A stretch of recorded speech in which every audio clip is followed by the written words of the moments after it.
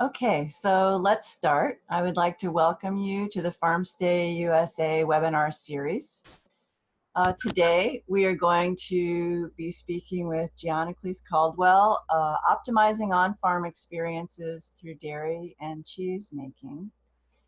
And for those of you who have attended before, this is a repeat, but for those of you who have not, Zoom, which is the program we're using, offers you the opportunity to interact with us. You can chat with us if you have a technical question, and you'll see if you hover over the bar at the bottom that it gives you the opportunity to do that. You will also see that there is a Q&A, and that is going to be for the questions that will be answered at the end of the presentation. Feel free to type your question in at any time so you don't forget it. But we will answer those only at the end, and we will do those verbally. Microphones have been muted other than mine and the presenters, so that keeps things simple. There is a short survey at the end of this webinar, and even if you filled out one before, you should be able to fill this out as well. This is for grant feedback. And in the end, the webinar will be posted on our Farmer's Guide and the FarmStay USA website in about 24 to 48 hours. So if you have to leave early, you will be able to see it there. As an introduction, I'm Scotty Jones. I'm the founder and executive director of the U.S. FarmStay Association that we lovingly call FarmStay USA. I launched this site in 2010, but I'm also the co-owner of Leaping Lamb Farm and FarmStay here in Alsea, Oregon. I've been a farmer since 2003, and I opened my FarmStay in 2006. I get the huge opportunity to interact with our FarmStay hosts that are members of our association on a regular basis, so I get to see what they do well, and I'm always excited when I can ask one of them and they agree to tell us what they do so well. So I would like to introduce Gianaclis Caldwell. She runs Pholia Farm down in Rogue River in Oregon. That's in Southern Oregon. She was actually raised on her parents' 220-acre Springbrook farm, which was with a large organic garden, barn, and pasture for Buttercup the cow. She now owns 24 acres of the original farmstead. And I just spoke with her and I made a slight mistake here. She began making and selling aged raw goat milk cheese in 2006. She got her first goats in 2003. She is the author of several books: The Small Scale Cheese Business, Small Scale Dairy, Mastering Artisan Cheese Making, Mastering Basic Cheese Making, that one would be for me, and Holistic Goat Care, a comprehensive guide. And it has a much longer title. I just left it at that. She also offers an off-grid farm stay in her 1971 Airstream and also in a bunkhouse on her farm. So I am very excited to welcome Gianaclis to this webinar, and she will tell us what she does, and I will let her take over right here. All right. You see that now? Yes, we do. Great. Okay. So thanks for having me, Scotty. And I noticed we have some overlaps on dates of 2003 for getting started and 2006 for getting started with the next phase. That's kind of fun. Pholia Farm, as you mentioned, is part of the 24 acres of the 220 that my parents started buying in the 1940s. We were very lucky to come back to this land after my husband, Vern, was very much a part of this. It's not all me. I retired from the Marine Corps in 2005. We're both from this area, never thought we would come back, but right about the time he was getting ready to retire is when we got our first goats, and I got them because we wanted to have something to do with our family. Amelia there in the middle is our youngest, and she very much wanted to be part of milking an animal, and I wanted to get a cow again, but cows are pretty big, and she was only a little slight 7-year-old at the time. So I looked into goats, and definitely became converted to goats as the superior dairy animal, specifically for this land that we had in the family, which had irrigation on part of it when I was growing up, but the part that we were able to move back to has no irrigation. But anyway, we thought for sure that she would want to take over the farm, but she grew up and doesn't at this point. We're still holding out hope for that. But that definitely is one of those things, and succession planning and trying to figure out what to do with your farm is always an ongoing moving target. But Vern there retired from the military, like I said. So we have his retirement pay. So I always want to make sure people understand from the get-go that some of the choices we make as commercial cheesemakers and as small scale farmers revolve around that kind of baseline of security. So I was able to do some things with the cheese making that were more choices on aesthetics as far as what kind of product I wanted to make versus just trying to pay those bills. The creamery still ended up paying all of its own bills, but as most of you probably know who have farms, if it does that, you're feeling good and you don't ever usually get a college fund going. So this is our daughter up on the upper left there. We have two daughters, but the oldest was not as engaged in the animals and was grown by the time we moved back to the farm. Amelia, though, there she is holding our first buck. She loved the animals and still does, but not as interested in the farm, like I said.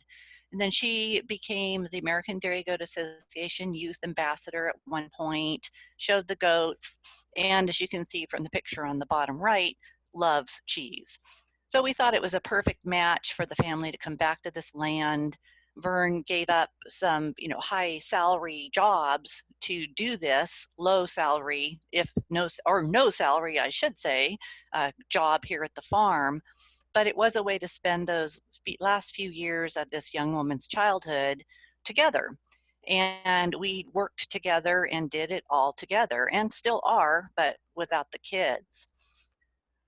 This land, like I said, it's 24 acres of that original, but had no power running into it. And we'd always wanted to live off the power grid. So we decided to go ahead and give that a try. Whether that was the best choice or not remains to be, it's kind of an ongoing daily, yes, it was great. No, I wish we hadn't. As we get older, and surprisingly, that continues to happen, as we get older, managing this power systems for an off-grid working commercial dairy is quite a challenge, and something that I love. It's nice when our visitors come and they think we're just doing something so amazing and so wonderful for the planet, but we try to always instill some realities in that, both for the sake of how you are dealing with power for the planet, but also that no one is really, in quotes, living the life. Everything always looks different from the outside. But you probably all have noticed, if you have farm stay visitors, that getting a glimpse of how your farm looks to somebody else really does help re-energize you for continuing to go forward. So this land was a cleared area on the 224 acres that our family had. And by that time, we had done a lot of construction ourselves. We did not do all of this ourselves, but we were owner builders. I drew the blueprints and designed the barn. We did all of the plumbing, electrical, and finish work ourselves. So that was a way to help fund this fairly large project. You're talking about land with not even a septic or power on it.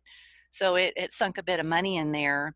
We were fortunate enough to have that money from good luck when we remodeled our last home and sold it at the peak of the market in Southern California.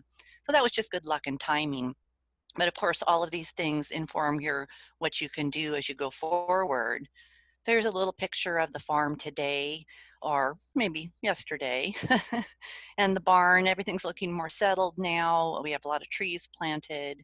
We manage the acreage on a permaculture and non-certified organic basis. I have a lot of issues with the way the United States regulates animal care for organics. It's quite different than the European Union and others. But anyway, we won't go into that too much, but we try to do as holistic for the land as we can and for the farm and ourselves. Cheese making began in 2006, as Scotty mentioned, and we made aged raw milk hard cheeses. I was the primary cheesemaker, and later Vern stepped up to help me as I started traveling for the books, which I'll talk a little bit about later. But you can see there in the middle, that's Vern scrubbing the vat. There's a lot of cleaning with cheese making and a lot of sanitation. The burdens on the small scale cheesemaker now are even greater than when we began for regulations and FDA. The Food Safety Modernization Act, which some of you may have heard of, is quite onerous. And I definitely do not miss that aspect of it, just that day-to-day concern about what you might introduce to your product. And it's certainly safe for the great majority of people, but what people might it be a problem for that you haven't yet anticipated. And then also to that concern of regulators just coming in too at any time, which they do. But so 2016, by then the kids had left home, both of them, and like to say that's our in quote free labor that we lost. And so I just made a choice of if I was going to give up anything as far as jobs go, it would be the cheese making side of it. It wouldn't be the goat side of it because I love those critters and really couldn't stand to be without them. So I said Vern and I have always been the kind of people that just if we're not having fun, and that doesn't mean fun all the time, but just means in general, if a project or a career path has not been fulfilling or is no longer fulfilling, then it's time to move on. So in 2016, we officially stopped making the cheeses. Really sad to see them go, particularly down there on the right is our aging room. And we have a viewing window from the parlor where we milk the goats and clean up the dairy equipment into that aging room. And it's quite sad to see it empty of all these beautiful cheeses. And it feels like a bit of a missed opportunity when I do teach. But nobody can do it all, and you kind of have to pick and choose as you go through your life what you're going to focus on. During the time we were open, we had many different things and events going on. We had a farm store. We played around with that as far as hours and time. Our farm isn't on the way to anything else in particular. No wineries out in our direction, that sort of thing. Nothing to get that traffic in. But yet it was also a way to satisfy people who would call and say, can we come visit your farm? We want to bring our family to see some goats. We just had these set dates to do that. We no longer have that, and trying to toy around with how can we meet that other than having people come stay at the FarmStay. And I'll talk a little bit about that in a minute with some of these other things that Airbnb and such are doing. So we had our open house, a couple open houses, usually a year, where kids could come milk a goat, pet babies, whatever, all that. And we would usually provide some entertainment. That's our little log cabin there where we live. You can kind of see the old solar panels over there on the bottom left. We tried having some farm dinners and things like that as well, and all with varying degrees of success, all fun. But again, you have to decide how much support do you have for this on the prep side, and where's your energy best divided. I still think the best reason to have an open house is to get the whole place cleaned up at one time. Same way as having dinner parties. So then as the books came along, I started teaching more classes here at the farm. I've always taught cheese making classes at various different places and here at the farm also. We now also, in addition to the cheese making classes, we have two different goat sessions. In the spring, we have what we call the Goat Academy, which is 3 or 4 days of hands-on. I teach people everything I can possibly teach them in that amount of time about managing goats. I always schedule the class during some time when a doe or more is due to deliver babies, so I can walk them through some of the challenges they might encounter with that. And then we always have a meal at the end that includes goat. I am a vegetarian, but I do believe eating meat is a natural thing. And what better way to have a small sustainable farm and provide a good humanely harvested meat source than to do it yourself. So I teach a tanning and butchery class as well, working with the hides and how to do it with respect. And it always I get people for that class that never thought they would get to that point in their food journey, and often they're not even farmers, but they know this is something they should learn how to appreciate. So that's always a smaller class. I never can charge as much for this class because typically you're getting farmers, and that's, we all know we're not rolling in extra dough unless it's extra goat doughs, right? And our best class for bringing in the income and a very gratifying time for me is our cheesemaking short course. So this is a 3-day session that I now do twice a year, once in May and once in October, where I take a maximum of 7 people and we spend 3 days in the creamery under the same protocols you would for a licensed facility, and make multiple different kinds of cheese. Heavy emphasis on the science. We also eat a lot of cheese, and it's a really nice time. So this is our main income as far as classes go. I don't believe I could hold it more than twice a year simply because of where we're located. We're not close to a major airport. It's quite a journey, and I get people from all over the US and Canada too. So, but luckily it does book up pretty fast, and is a good source for that. Then we added the farm stays. That came about in 2009 or 10. We bought this old Airstream in 1971 land yacht for our oldest daughter to live in. And it wasn't in great shape, but it was fairly solid. And our oldest daughter is not that great of a housekeeper, let's just put it that way. So we didn't bother even trying to fix it up until she moved out. And we turned into a little guest cottage.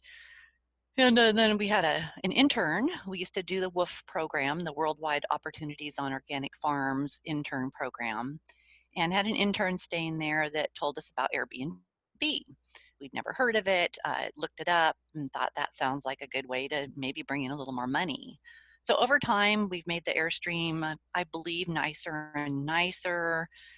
Always something with these old buildings and facilities to work on maintaining, particularly as you're cycling guests through there that may or may not be as gentle with them as you need to. But the Airstream has been truly one of the things that's paid the bills, uh, closed the gap between what we were not making and what we needed to make. It's covered. We had a lot of leaks, which we were never able to quite conquer, but that covering allowed us to build this little nice deck across the front, which kind of makes the space, in my opinion. And last year, we had this other little structure that we call the bunkhouse, as I store my saddles in there from when I used to be a horse gal. Anyway, we decided to turn that into a farm stay also. So fixed it up. It's just a little cute one room. Has a very different vibe than the Airstream. I put a little outdoor kitchen around the back, which you can see there at the bottom left. Both the Airstream and the bunkhouse have sawdust privies, a little potty, basically, so they don't have to come clear down to the main building in the barn to use the bathroom if they don't want to. And that's been extremely helpful since the barn only has the one bathroom. And then this we charge quite a bit less for, but it's also easier to care for. Just that one space, it's sturdier. Uh, Making a bed that's not in a nook is always easier. So those kinds of things. And if it starts booking more, we might up it a little bit. But again, like I mentioned earlier, we're pretty off the beaten path here. So that factors into the appeal of our place. There's no restaurants close by or even a grocery store. Some people like that, and some people think they're going to like that and then are disappointed. For example, the Airstream doesn't lock. This doesn't lock. And we'll sometimes get a more city type person that has never camped and they don't feel comfortable without a lock on their door. We, of course, mention it in the listing, but that doesn't mean they will have read it and processed that thoroughly. So, hey, all of you who have farm stays, I'm sure you deal with all these things all the time. Farm stays are so unique compared to most Airbnb and other platforms' typical listing. You really count on people reading well when they read about this, your listing. But, you know, you can't always find that to be true. You'll see on both of these listings, I proudly display the FarmStay USA logo there for certification, which is a wonderful thing that we all do. And when our guests are at the farm, we do not go out of our way to help or work with them in particular. We do, however, make sure that they know our schedule and they have access to the goats when we can go over with how to do that safely with them. They can come and milk, but they've got to come on our schedule. There's just too much going on to not have that be the case.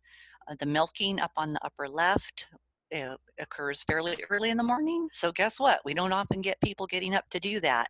And if they do, bravo, I'm happy to spend time teaching them how to milk a goat. And it's usually quite a revelation for them. It's a joy for me to share that with them and increase appreciation for the goat, which I believe is pretty much the best livestock you can have, surprisingly.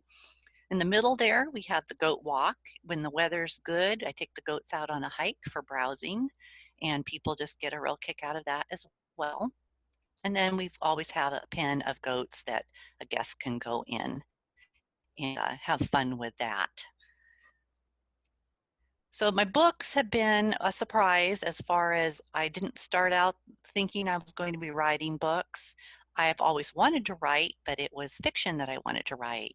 But early on, when we were making the cheese, you find out that you get calls and questions from all sorts of folks wanting to come see your place or know how you did this, or lots of questions.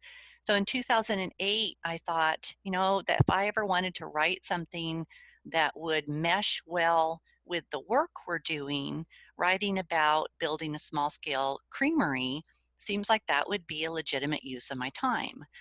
With a farm, there's no extra time, but if it somehow builds on what you're doing and helps what you're doing, then it's easier, at least for me, to rationalize spending time on that. So I spent a couple of years working on that book, which was at that time called the Farmstead Creamery Advisor. And the publisher not recently, later retitled it as the Small Scale Cheese Business. And this book, as well as pretty much all these others, some more than not, are not going to ever be big selling books. And for those of you who might look at all these books and think this is my living, the sad truth is that even full-time authors make usually under about 20,000 a year. Mine being maybe a quarter or a third of that amount from these books. The book on the upper left, which will be out next year, is likely to do better than most of them simply because it's a publisher that has a more uh, aggressive reach. And that'll be a fun experience for me to go through. But no matter what, each book for me has been this really incredible way to learn more. They're kind of like these big research projects, really, because a lot of things, but when you have to then compile it into a book, so it's really enhanced what we do. It also enhances our credibility for teaching classes, and more than anything, income wise, it brings me speaking opportunities. So that's the speaking became to where I've gone an average of 60 days out of the year. And that's why it was then became very difficult to continue to make cheese and do that well anyway, and not be worried about food safety and what might go on with that. So I think Scotty had some questions about how does an airstream factor into it, and I'll go back to the airstream. We occasionally get guests, maybe 20% of the time, that they're there particularly for an airstream or some sort of a trailer, which is fascinating, uh, but not as much as people are there just for the goats. Sometimes we get people visiting who aren't there for anything to do with the farm, which is always kind of a surprise and a little bit more, usually less fulfilling for all of us as to how they take everything. We'll even occasionally get people who are there for and don't care for animals, which I'm always astounded by. As time has gone on, we've been doing this for almost 9 years now, or 9 years on the farm stay. We try to tweak everything to make sure that nobody is caught off guard or surprised. But like I mentioned earlier, and as you all have experienced, they have to read to make sure that that's true. So I think that's pretty much it for my presentation. Um, this is contact information and our websites, and of course all the usual social media, which I really do poorly. So I know I should be working harder at that. Oh, I did want to say that the farm stay, excuse me, the Airbnb, the experience the experiences that they are offering now, that you can, book people just to come to your farm for an, in quotes, experience. I did mess around with trying that. I set up a goat experience and I set up a cheese making experience, and Airbnb rejected the goat experience, which to me would have been the easiest to integrate and the most beneficial to our program, is it's something we do every day.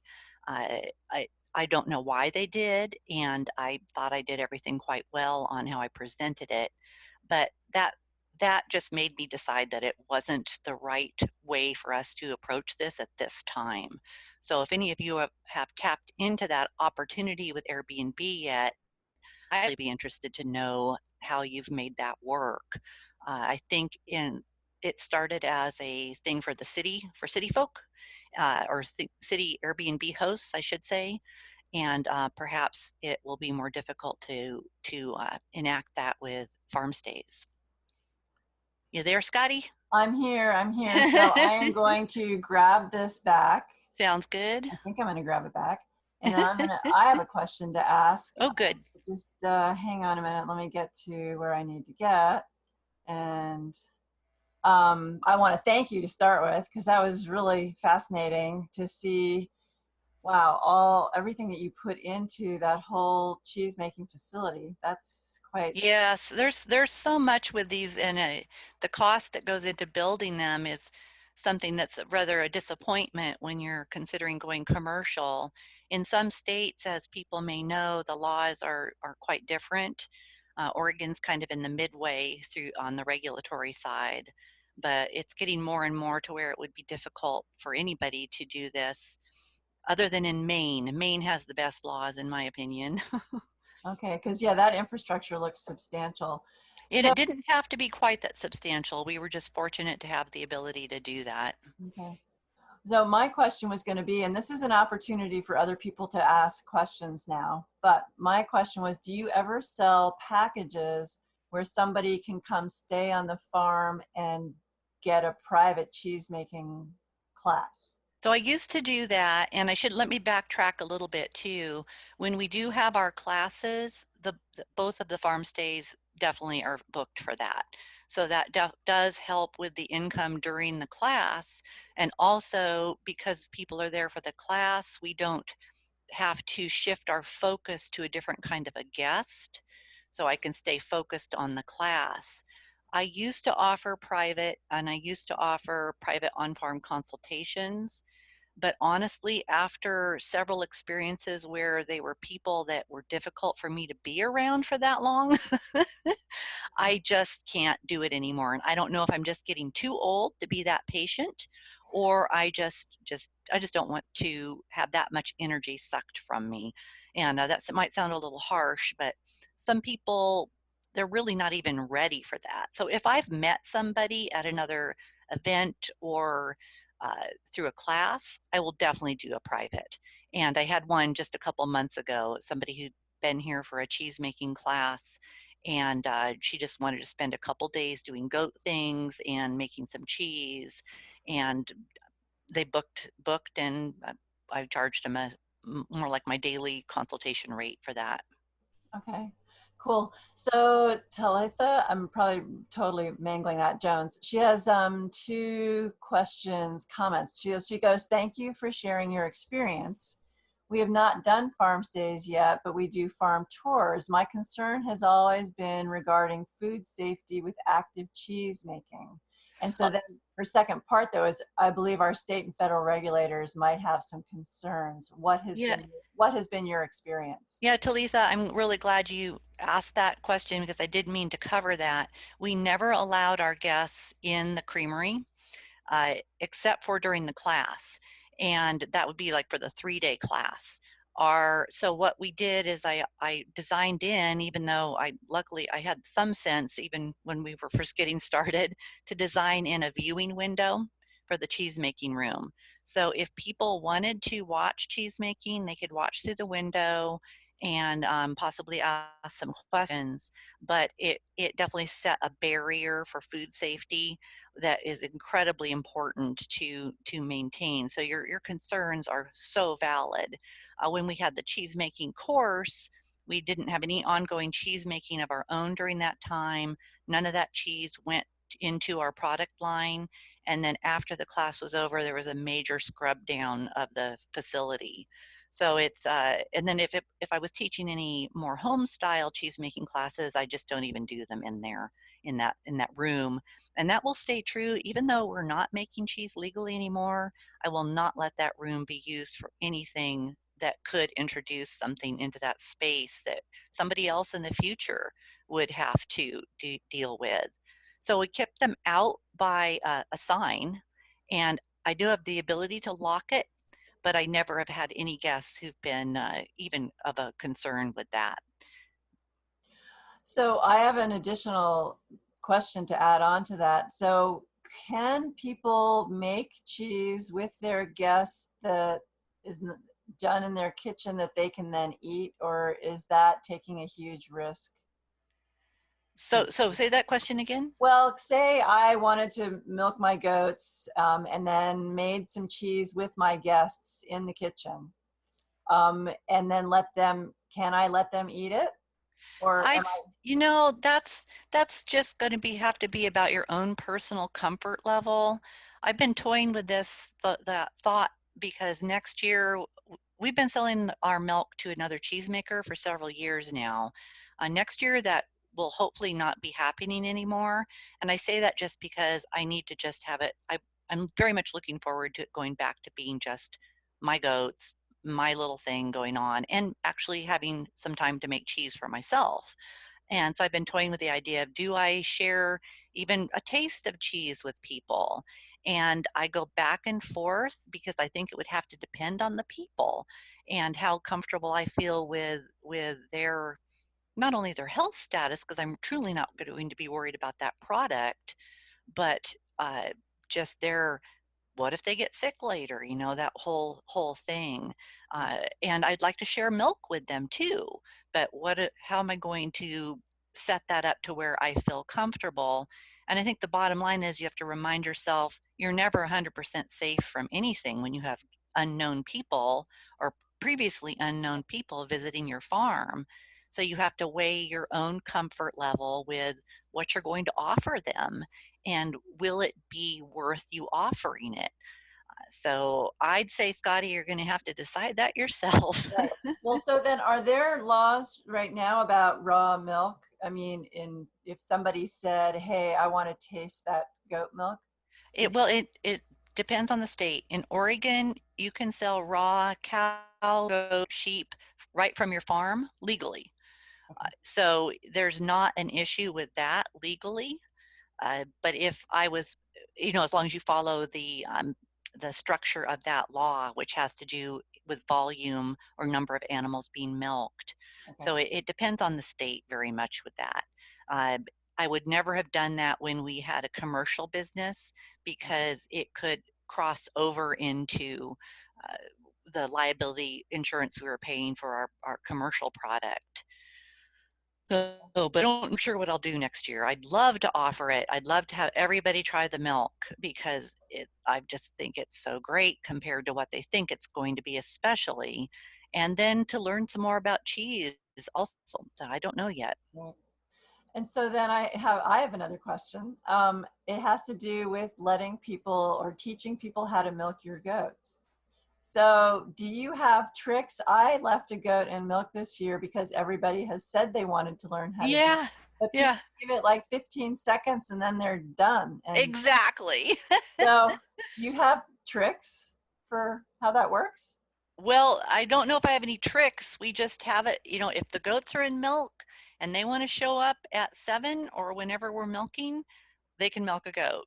And if not, then they'll just have to come back during the time that the goat's in milk, because I don't have time for that 15 seconds unless they're on my schedule. And I assume you're hand milking, not with a machine. We do a machine, but I won't once our numbers drop back down, but I definitely teach them to milk by hand.